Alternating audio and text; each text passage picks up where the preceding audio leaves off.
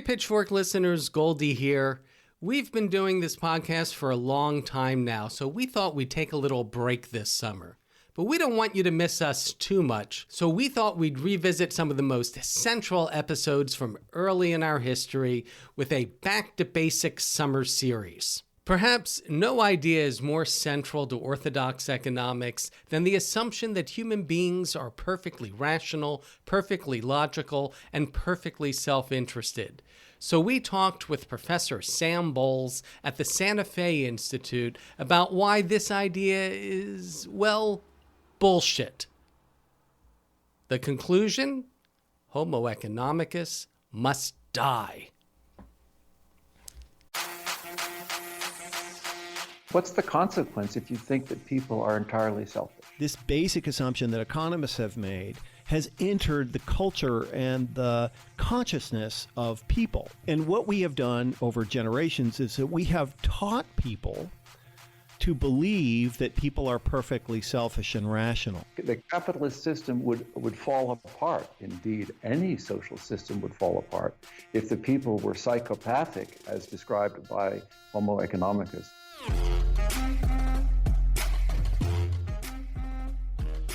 From the offices of Civic Ventures in downtown Seattle, this is Pitchfork Economics with Nick Hanauer. An honest conversation about how to make capitalism work for everyone.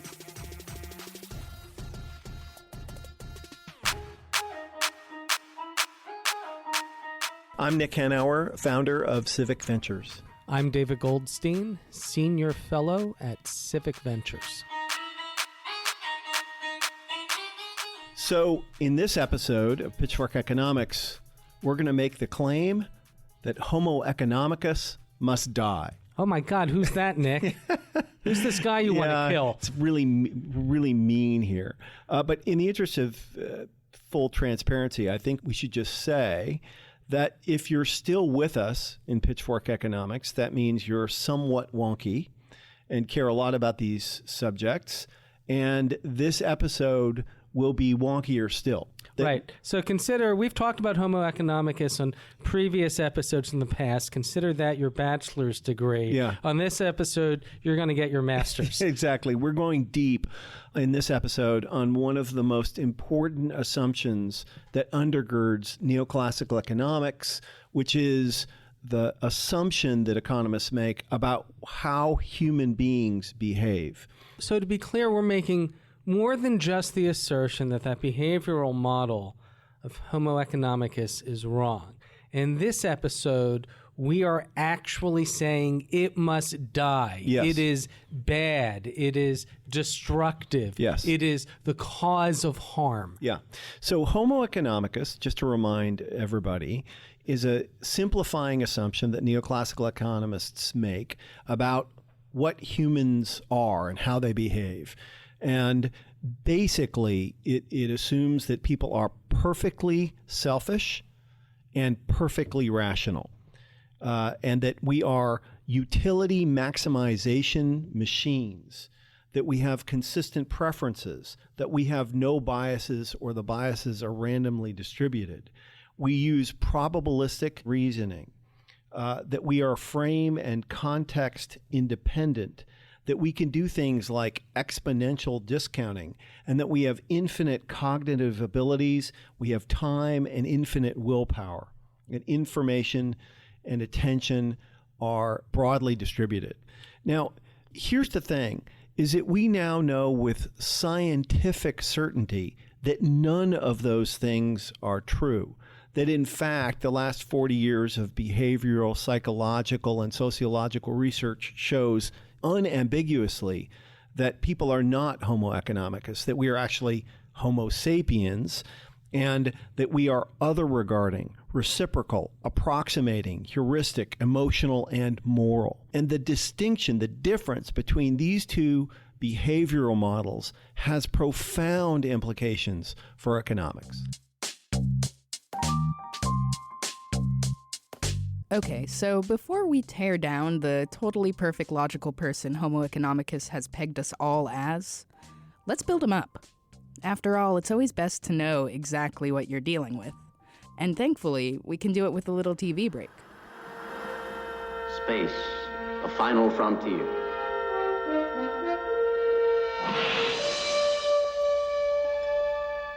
These are the voyages of the starship Enterprise. Its 5-year mission, to explore strange new worlds, to seek out new life and new civilizations, to boldly go where no man has gone before. Hi, my name's Sarah Leibovitz, and I'm a producer here at Pitchfork Economics. And that, as you may already know, is the classic sci-fi television show Star Trek. And as nice a show as it is, I'm not just bringing it up for fun. I want to talk about one of the characters. Specifically, a dude named Spock. He's a half-Vulcan, half-human officer on the Starship Enterprise, and he's really got the whole, sci-fi look down. You know, he's got the pointed ears, the eyebrows that were drawn on with a ruler, and he's got a perfect sense of logic. How close will we come to the nearest Klingon outpost if we continue on our present course? 1 parsec, sir. Close enough to smell them. That is illogical, Ensign. Odors cannot travel through the vacuum of space. Which does come in handy on the Starfleet Enterprise, don't get me wrong. I mean, when you're battling hyperlogical androids or you need someone willing to sacrifice themselves for the greater good, you've got your guy. But what happens when you ask Spock to go to a grocery store? Like friend of the pod Eric Beinacher does in his book, The Origin of Wealth. Let's say he walks into your local chain store and sees a carton of tomatoes. Going by Spock logic, his next series of thoughts are going to be something along the lines of tomatoes. I have a well-defined preference for tomatoes compared to literally everything else I could buy in the world, including bread, milk, and a vacation in Spain. Furthermore, I have well-defined preferences for everything I could possibly buy at any point in the future. And since the future is uncertain, I have assigned probabilities to those potential purchases. In the traditional economics model, all these well-defined preferences are also ordered very logically. So, if I prefer tomatoes to carrots and prefer carrots to green beans, I will always take the tomatoes over the green beans. Likewise, if I prefer tomatoes to carrots, I won't suddenly go for the tomatoes simply because I saw some green beans. That's a lot to think about. Let's compare that to, say, Captain Kirk's thoughts upon seeing a tomato. Tomatoes. They look nice and pretty fresh. I'm kind of feeling a salad tonight. Price looks okay, too. Puts them in the shopping basket, continues on his day. I'm not trying to say that Spock or logic don't have their uses, but the idea that a regular person is always going to be perfectly logical, is going to calculate their desire for tomatoes versus green beans in a flow chart and bring that along to the grocery store every time they go shopping, is ridiculous. And I mean, it's something that Star Trek itself points out again and again. Spock, remind me to tell you that I'm sick and tired of your logic. That is the most illogical attitude. Orbit in 1 minute. Because making people hyperlogical removes their humanity. It makes a person a data point, like that tomato. And I don't know about you, but I like to imagine I'm a little more complex than my preference in veggies. My thoughts and emotions are what sway my opinions, not the stock price of green beans. As Spock says, logic is the beginning of wisdom, Valeris, not the end.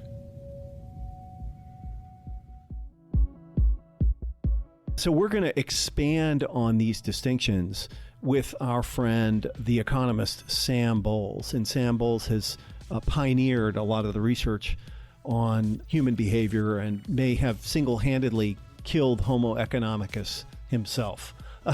So it should be an interesting conversation.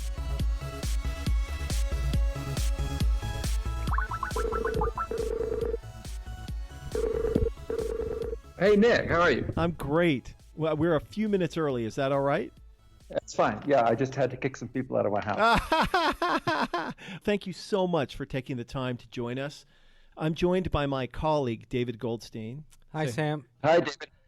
I just want to let you know that I've had to go through a whole education process the last couple of years, and you might be the most cited researcher in everything I've read. I see your name pop up more times than anybody else. That's right. If it's not Bowles, it's Gintis.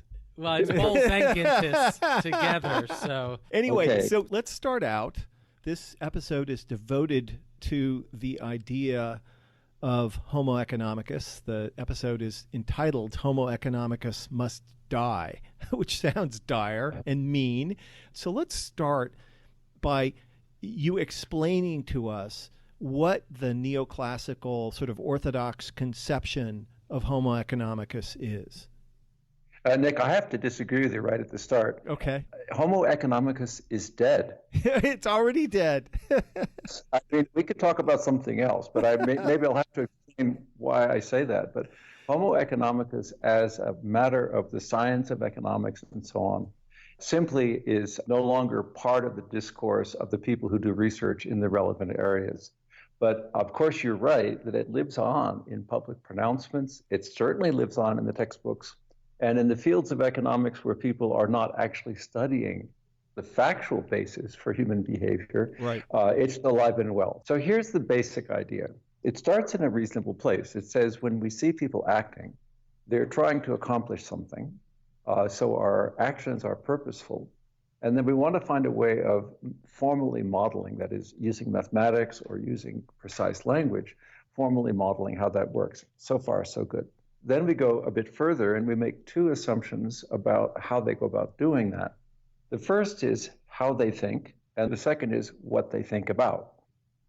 The how they think is, it simply says that we try to think of the thing which is the most likely, or the utility associated with these various outcomes. We weight them by their probabilities, and that's called the maximization of expected utility.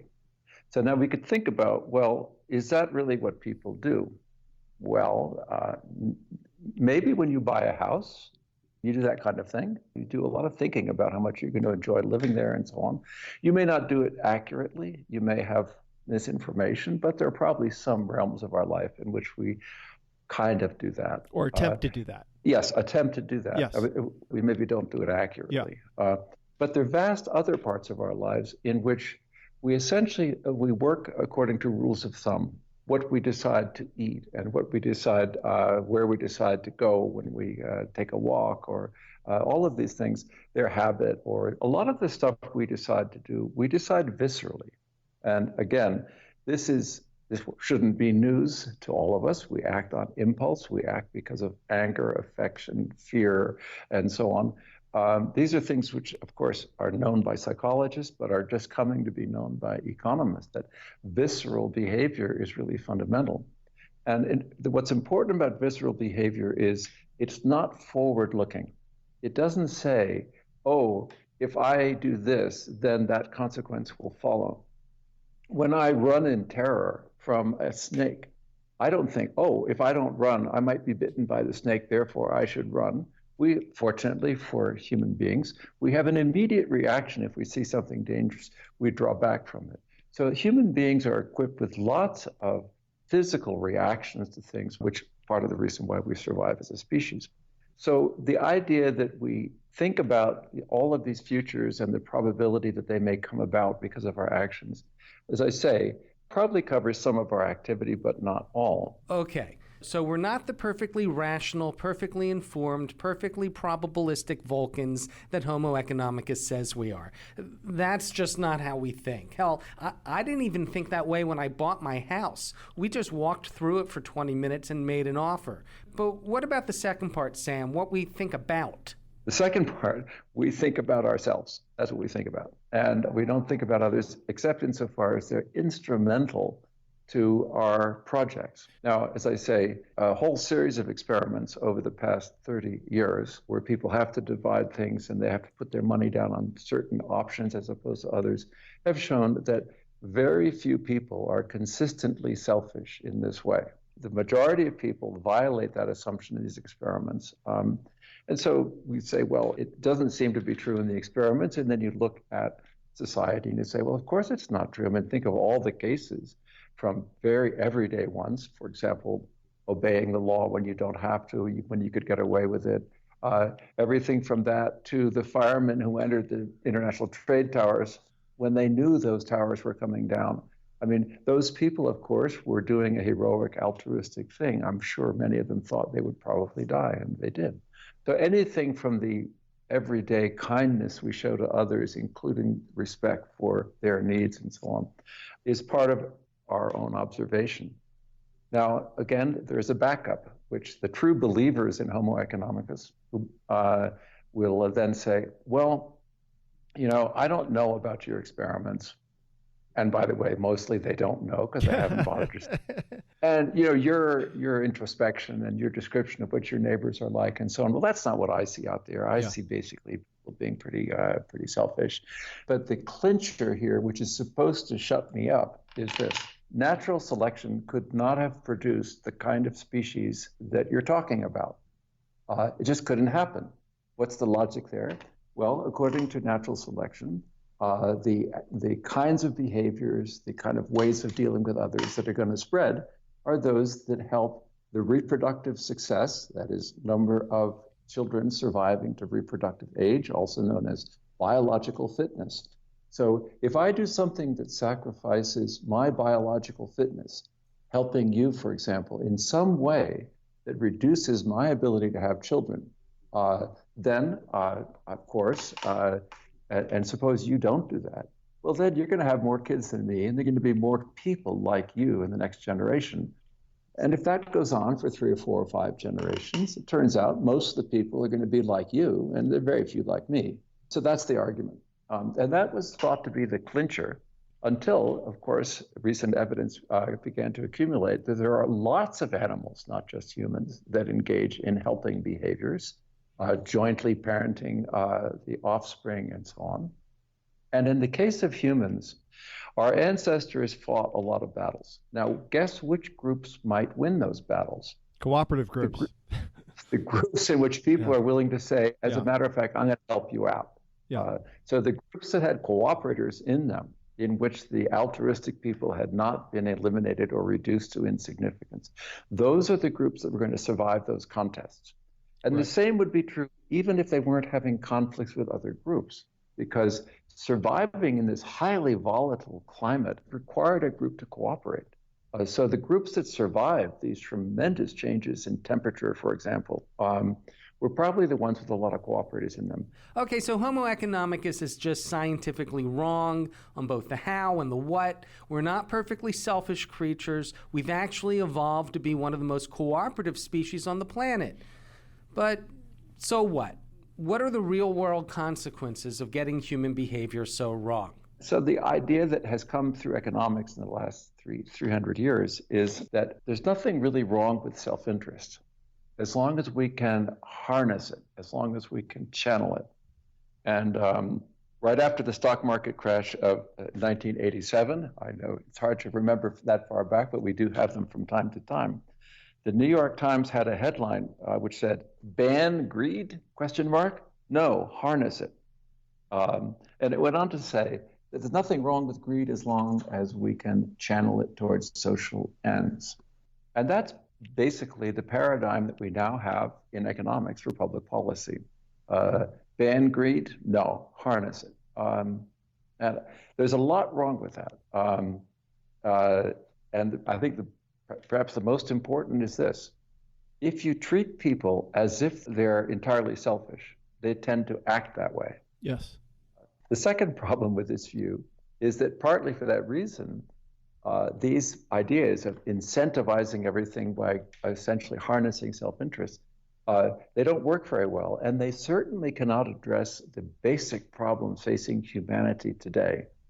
We cannot design incentives which would be good enough so that the environment will be saved for entirely selfish people who don't care about future generations. There's no way to design a kind of what's called in economics a mechanism that'll do that. The same is true for the production and use of knowledge.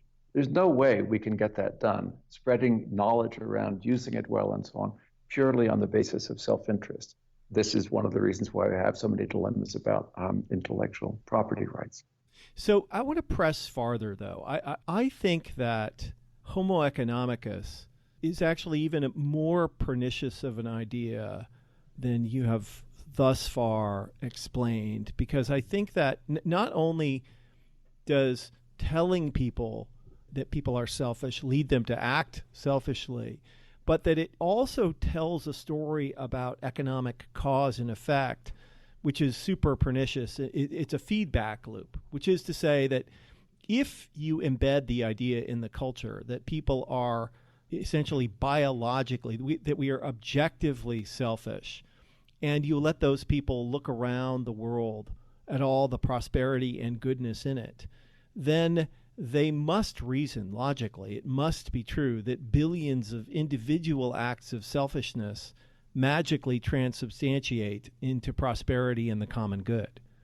That selfishness is the cause of prosperity. And therefore, the more selfish we are, the more prosperity we create. Absolutely. Now, in recent years, meaning maybe the last 30 years, there's been a new twist in economics. The new element is this: applying economic reasoning to the political sphere and to the social sphere. We now say that any group that organizes must be like a cartel or a monopoly that's trying to rip everybody off. Yeah. So if you were trying to build a policy framework within a context of cause and effect explanation, which grants cooperation its rightful place, well, you're going to come up with a very different list of policies than if you believe that selfishness is the cause, essentially, of prosperity. And I think that it's so important culturally, politically, and socially to make this pivot, to get people to recognize in a more reasonable way how the world works and where prosperity comes from and what innovation is. Otherwise, we're going to be moving backwards and not forwards. Absolutely. I think in thinking about where prosperity comes from, we should think of two dimensions. My students always make fun of me because I always think in 2x2 tables. That's about as complex as my mind will work. We should think about individuals as being selfish or cooperative. That's about individual behavior. And then we should think about social systems, and we can have capitalism and then other social systems and so on. The capitalist revolution is given credit for, and I think correctly given credit for, the vast increase in per capita income in the countries which have experienced this capitalist revolution, starting with UK, expanding around the world, now even hitting India, China, and so on. That is a capitalist phenomenon that did that, but it was not based on individual self-interest. No. The capitalist system would fall apart. Indeed, any social system would fall apart if the people were psychopathic, as described by Homo Economicus. So would it be fair to say, rather than a system based on self-interest, capitalism properly operating as a system based on mutual interest? I think it's based on both. I mean, I think that the evidence of an experimental nature and also introspection does not lead me to conclude that people are not self-interested some of the time in some situations. Sure. And so on. And I think that self-interest is a part of the way that markets work and so on. I think the key error in Homo Economicus is the extremism of the idea that that's all that we are. And I think, if we think about a reconstruction of the idea of who are human beings, what is society, self-interest will continue to play some role, but it will be along with the empirically verified aspects of human behavior, which are the antithesis of self-interest. Yeah. All of those things will be there. And I think firms work by a combination of the two, and so does capitalism. And I think we could probably do better in harnessing these human beings as we really are in a society which was more democratic in the way it ran its economic affairs, because we can expect people to pay attention to what goes on around them and to find ways of cooperating to find solutions. This has been so great. We're so appreciative of your time, and I hope to see you actually physically soon. Yeah, I'm sure our paths will cross. We seem to be thinking the same way. I love it. Okay, thank you so much. Yeah, to be continued. Bye. Great. Bye. Okay, so Nick, now we know what Homo Economicus is and why it's wrong. Let's talk a little bit about why it matters.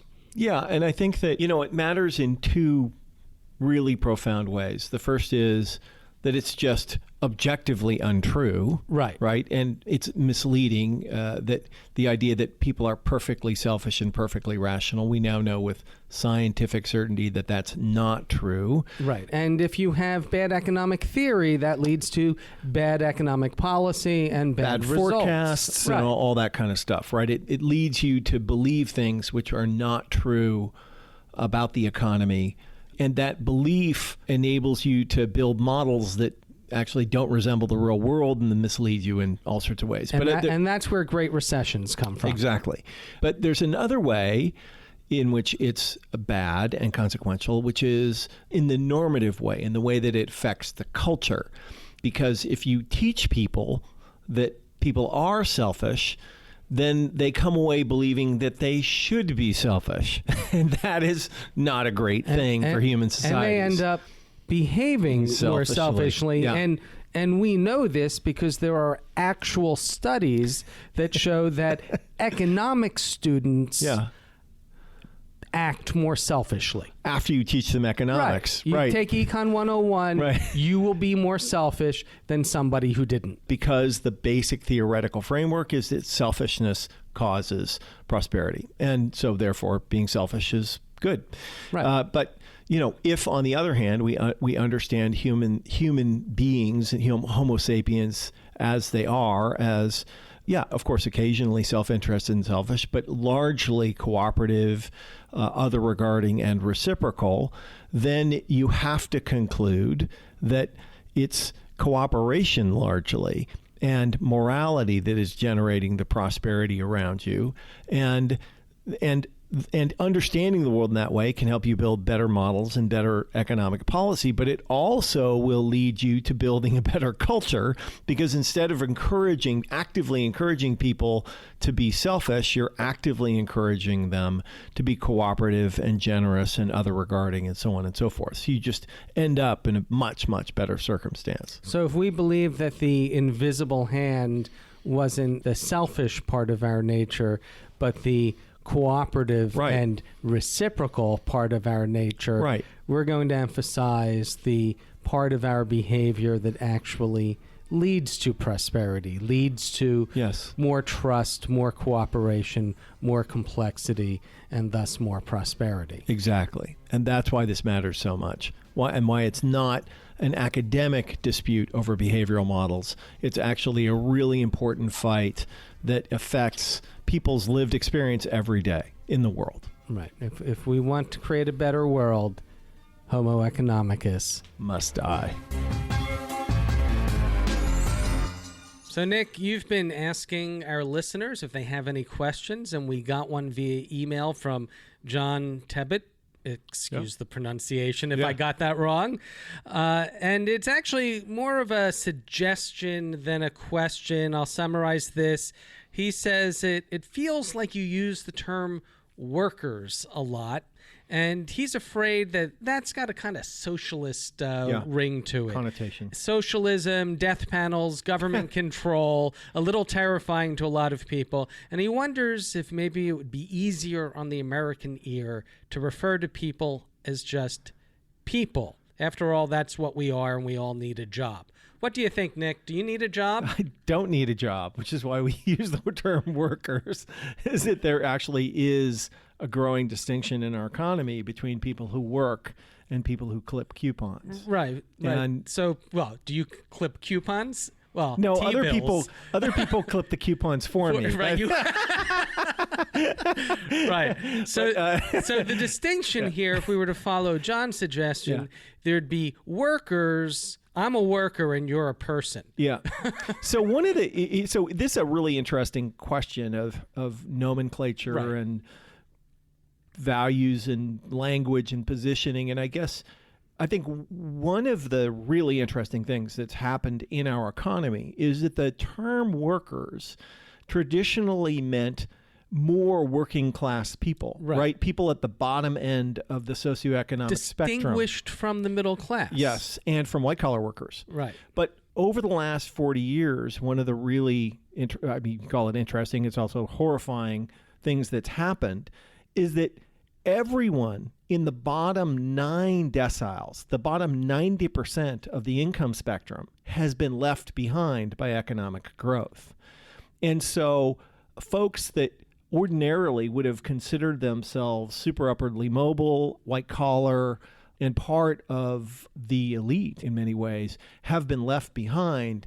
And I just think, it's just accurate to call people who work for a living workers, and that's why we've gotten comfort with it. And there is a distinction in my mind between people who work for a living and do what other people tell them to do, and people who are the owners of enterprises and control capital. Owners of capital. And this makes an important distinction which underlies much of the growing income and wealth inequality in the country, is that people like me who work, most of our income comes on a W-2. Right. It comes in the form of earned income from work. People like you, the bulk of your income comes from capital gains. You are... Or, non-earned income. Non-earned income. You are earning profits on your assets. What we used to call unearned income. Yes. Why don't we call it that anymore? I don't know, because... And why do we advantage unearned income over earned income? That seems unfair. I think that may be neoliberalism. So, yeah, we agree, John. We understand it's a word that could set other people off, but I don't know what. Maybe you'd prefer we distinguish, instead of workers, we call them proletariat? Yeah. Anyway, thanks for the question. And again, we welcome your questions. Please email us at pitch@pitchforkeconomics.com or leave us a voicemail at 731-388-9334. On the next episode of Pitchfork Economics, we look at spatial inequality and whether cities are killing rural America.